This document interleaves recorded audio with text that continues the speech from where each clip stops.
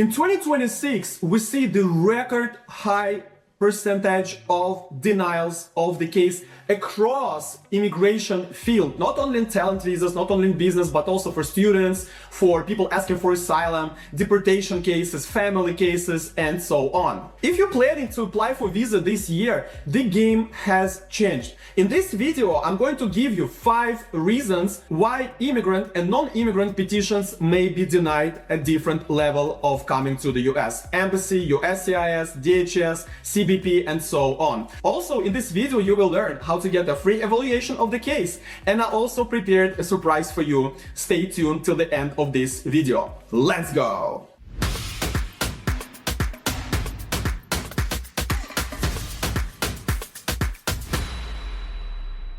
Hello, my dear friends, I'm Stanislav Shamayev, a licensed business immigration and corporate attorney in Miami, Florida. For more than 10 years, I've been helping professionals and business people across the world to come to the US through the talent, opening business, or purchasing business. In this video, I prepared top 5 reasons across the board why your immigrant or non-immigrant petition can be denied. Reason number 1, high risk countries freeze, and also temporary financial burden freeze, I would call it. So those are 2 executive orders, or call them proclamation. In the first one, with a total ban on the countries where 39 specific countries are not allowed to get any type of immigrant or non-immigrant relief. For example, countries like Iran or North Korea and others that I believe the US government deems as terrorist countries. So if you guys from one of those 39 countries, sorry about that, not anytime soon you're gonna see approval of your petition. And also the new executive order that started operating on January 21st, 2026,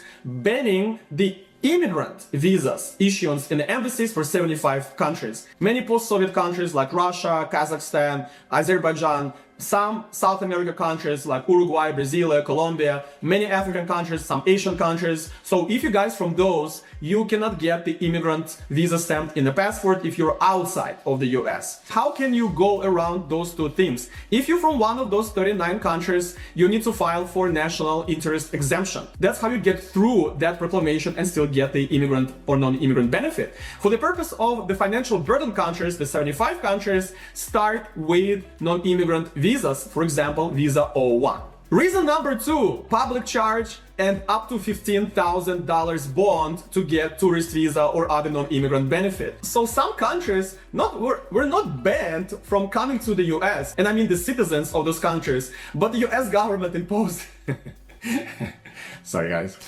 a lot of money for you to come, and nobody knows how it works, but you need to pay that money in case you get issuance of the visa, and they kind of want you to come to the US and then come back, and then you get that money back.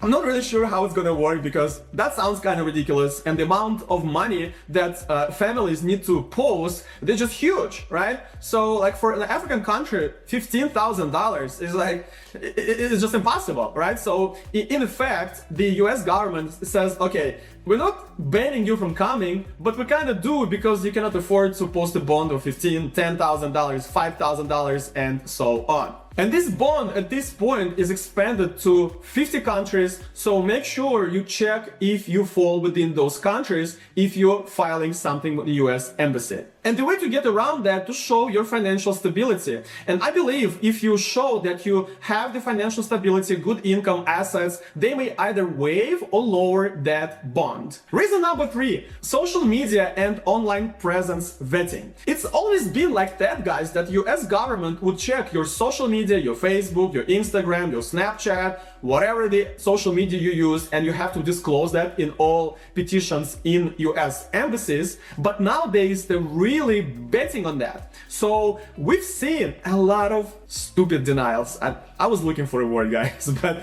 that's the best I can find if I don't go to the second layer. Really ridiculous denials, silly. Just because you 5 years ago made a post saying something maybe good about some maybe half quasi-terrorist organization, or supporting Palestine, or saying something stupid about US government. And I understand, guys, we free people, we can express our opinions, and in the US, the First Amendment to the Constitution allows you to speak up and criticize the government, but not if you are applying for some immigrant or non-immigrant benefit, okay?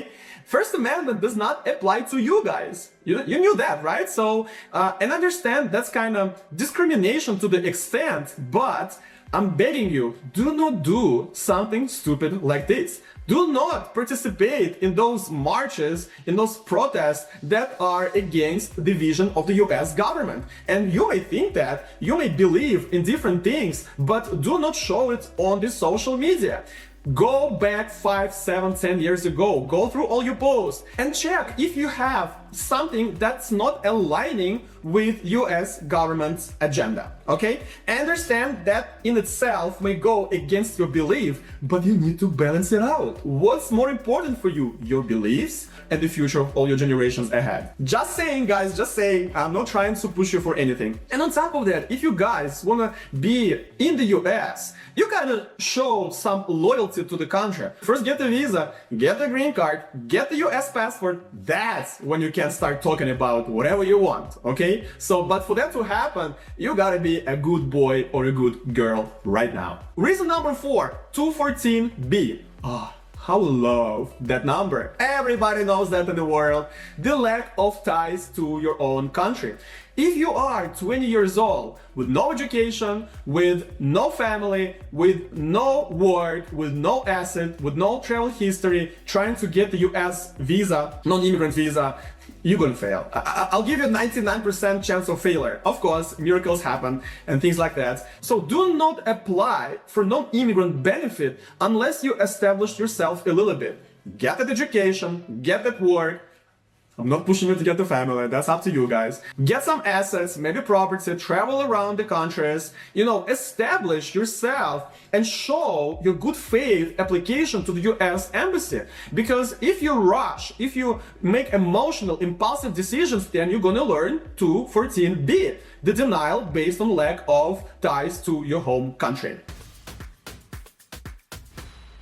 And before I give you reason number 5, the minimum criteria trap, let me give you an opportunity to know the chances of coming to the US in 2026. Below this video, there is a link. It's called Free Evaluation. Click on it, fill out the questionnaire, send it to me. Within 2 days, I'll give you a free assessment of your chances of coming to the US. And I'm gonna be focusing on talent visas and business visas, but let me tell you guys, many of you don't realize that you may have one of those without knowing it. So do the free evaluation right now and look for the word potential. If you see the word potential, not everyone will see it. You are ready for the second step, complex immigration planning. All right, step number 3, the minimum criteria trap. If you guys applying, let's say my favorite visa O1, I have 97% chance of approval for this visa, and the law says that you have to satisfy 3 criteria, and you're like, I have the critical role, I'm judging the work of others, and I have a contribution in the field, filing the petition, paying the premium processing, waiting 15 days and getting annoyed or RFE or maybe even denial, okay? That's not how you do it, guys. In 2026, when USCIS is so aggressive, unwilling to give approvals for the cases, we have to force them to do that. And in order for us to force them, we need to give them as much as possible. And I'm not saying throw everything in the sink, low quality evidence. No, I'm saying that if they're asking for 3 criteria, we gotta give them 5, 6 or more. If they're asking for national interest waiver, we gotta explain abundantly that we have that national interest, showing the policies from White House, the publications, the media coverage of that, and things of that nature. So do not be trapped by minimum requirements for those visas that you file. Try to be the maximalist in such cases. I know it sounds overwhelming, but 2026 provides us more obstacles for people come to the US. So right now, the US government really wants people who are going to bring benefit to this country. Do the free evaluation right now. And now guys, the surprise for you. Below this video, I have a bunch of materials, PDF files you can download, and those are abandoned materials about talent visas, about RFEs, about the documents, top 5 countries of moving, and a lot of other interesting materials. Go down below, download those PDF files, study them. You will learn a lot of good things that people do not talk about. Smash the like button if you enjoyed this video. Let me know in the comment section what other reasons you may think, what other things are getting you the denials in your immigration petitions. Subscribe to my YouTube channel and ask me any questions in the comment section. My name is Stanislav Shamayev. I'm a lawyer of the future. Your future begins here. Good luck.